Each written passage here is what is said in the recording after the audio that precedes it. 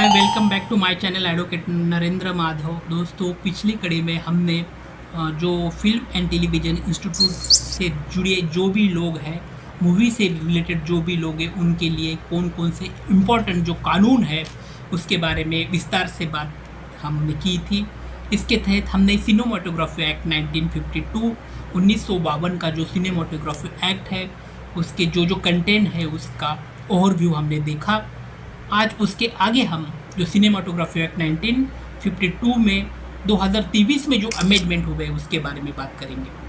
आप सभी को विनती है कि अभी तक आपने हमारे प्लेटफॉर्म को लाइक नहीं किया है तो लाइक करो, सब्सक्राइब करो, क्योंकि यही जो प्लेटफॉर्म है आपको पूरी तरह से कानूनी जो भी धारा है वो पूरी कानूनी धाराएं फ्री ऑफ कॉस्ट आप लोगों को देने का काम हम करते हैं, क्योंकि हमारा उद्देश्य ही है कि भारत का हर एक इंसान है वो कानून के बारे में सतर्क रहे, जागरूक रहे और कानून की पूरी जानकारी आम लोगों तक पहुंचाने का काम ये प्लेटफॉर्म के माध्यम से हम करते हैं। तो चलो दोस्तों, जो रिसेंट अपडेट सिनेमाटोग्राफी ऑफ 1952 का हुआ है उसके बारे में हम बात करेंगे।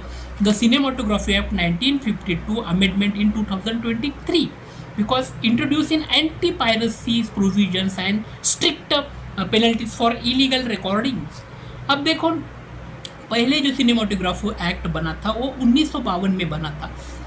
तब की हालत ये थी कि भारत स्वतंत्र तभी 1952 से पहले 1947 में हुआ था और तब बहुत ज़्यादा मूवी क्रिएट हो रही थी, बहुत ज़्यादा पिक्चरें बन रही थी।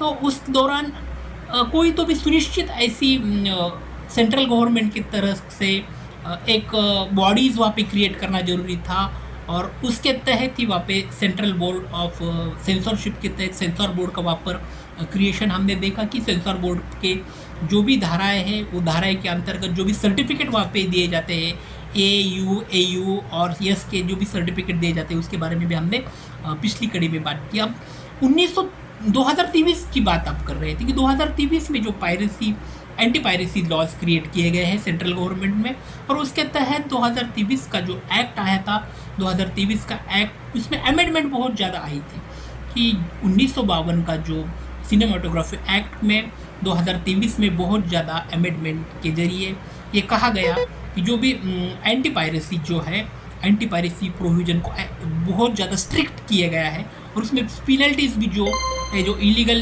इंक्रोचमेंट हो रही है या फिर जो पायरेसी कर रहे हैं ना, तो पायरेसी वाले लोगों के लिए बहुत ज़्यादा स्ट्रिक्ट प्रोविज़न 2023 के कानूनी प्रावधान में किया गया है।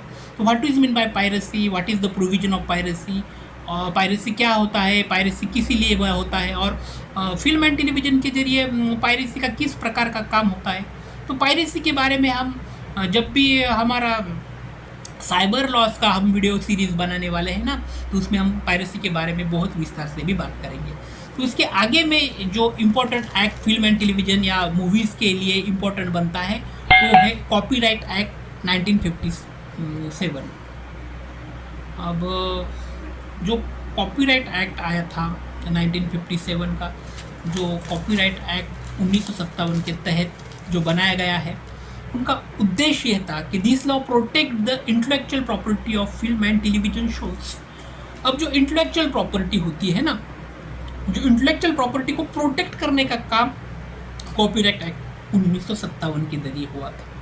अब 1957 में जब भी मूवी बनती थी, जो भी फिल्में बनती थी, उसका कॉपी अगर दूसरा कोई नहीं करे, इसके लिए कॉपीराइट वहाँ पे आया था। कॉपीराइट का उद्देश्य ये था कि not to create any copies, कि जो इंटेलेक्चुअल प्रॉपर्टी बनती है तो इंटेलेक्चुअल प्रॉपर्टीज़ में फिल्म एंड टेलीविजन के जो भी एक्ट्रेस होते हैं, मूवीज़ होते हैं, डायरेक्टर्स होते हैं, म्यूजिशियंस होते हैं, लिरिकर्स होते हैं, उन सभी की इंटेलेक्चुअल प्रॉपर्टीज़ वहाँ पे लगती है। कोई फिल्म बनानी हो तो वहाँ पे लगती है, कोई टीवी सीरीज़ बनानी हो तो वहाँ पे लगती है।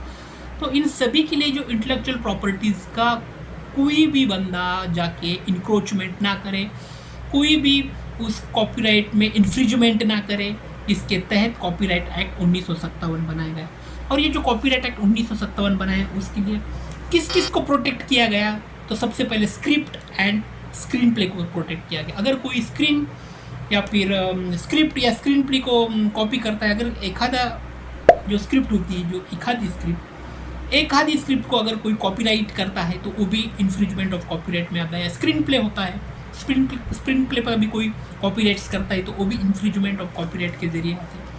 इसके में और दूसरी जो बात आती है, जो म्यूजिक्स एंड सॉन्ग्स आते हैं, बहुत सुंदर से अच्छे अच्छे सॉन्ग्स वहाँ पे बहुत सारे म्यूजिशियंस क्रिएट करते हैं, लिरिक्स क्रिएट करते हैं, साथ ही साथ सिंगर्स उसमें इन्वॉल्व होते हैं। इन सभी का मेहनत के जरिए ये फिल्म्स में सॉन्ग बनते हैं, म्यूजिक्स बनते हैं, और इसका अगर कोई कॉपीराइट करता है तो वो पनिशमेंट बनते हैं। Infringement of copyright it is become illegal, तो वो भी इसमें इन्वॉल्व होता है। इसके साथ साथ फिल्म फुटेज और सिनेमाटोग्राफ जो है, सिनेमाटोग्राफी की जो फिल्म फुटेज है उसको भी इसमें तहत इन्वॉल्व किया गया है कि जो भी फिल्म के फुटेज होते हैं उसकी भी कोई कॉपी या नकल ना करे। यही इसका इम्पोर्टेंट एस्पेक्ट हुआ था।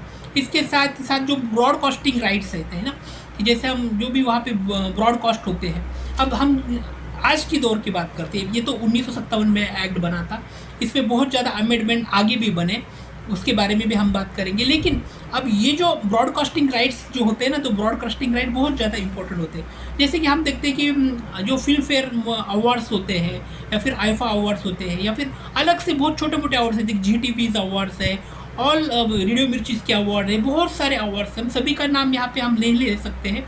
लेकिन ये जो इम्पोर्टेंस अवार्ड्स है, ये इम्पोर्टेंट अवार्ड्स को ब्रॉडकास्ट करने के लिए ब्रॉडकास्टर से वहाँ पे सुनिश्चित किए जाते हैं कि यही गिने चुने ब्रॉडकास्टर ही ये जो प्रोग्राम है उसे ब्रॉडकास्ट करेंगे। तो ये ब्रॉडकास्टर का भी काम है कि वो भी विदाउट एनी इंटीमेशन वो कॉपीराइट दूसरे को नहीं दे सकते हैं, और उनको कॉपीराइट को इन्फ्रिंजमेंट या कॉपीराइट पे कोई इलीगल इंक्रोचमेंट नहीं कर सकते हैं। ये सबसे इम्पोर्टेंट बात है। अगर इसकी पनिशमेंट अगर देखे जाए कॉपीराइट एक्ट की, तो copyright infringement can lead to imprisonment up to 3 years and fine. अगर कोई copyrighters those who are involving in to infringement of copyright, they have punished in 3 years jails plus fine और both. 3 साल का जुर्माना होता है, जेल होती है, जुर्माना होता है, फाइन होता है, ये सब इसमें इन्वॉल्व है। तो ये जो कॉपीराइट एक्ट है 1957, इसमें आगे बहुत ज़्यादा अमेंडमेंट भी बनाए गए हैं, और आगे जाके जब भी मैंने पिछले कड़ी में भी बात की है कि हम साइबर एक्ट की बात करेंगे, तो साइबर लॉज में ये सब आने वाला है, और साइबर लॉज में बहुत विस्तार से हम इंटेलेक्चुअल प्रॉपर्टीज़ की भी बात करेंगे और कॉपीराइट्स की भी बात करेंगे, तब इसमें बहुत विस्तार से बात करेंगे। तो आज की कड़ी में यहाँ पे रुकेंगे। यही सिर्फ आज याद रखना कि जो इन्फ्रिंजमेंट ऑफ कॉपीराइट है वो बहुत ज़्यादा मायने रखता है। कोई भी फिल्म्स, कोई भी मूवीज़ और कोई भी TV शोज़ को अगर without any concern infringement of copyright किए तो वो पनिशेबल बन ही जाता है। Thanks for watching my channel. Thank you so much.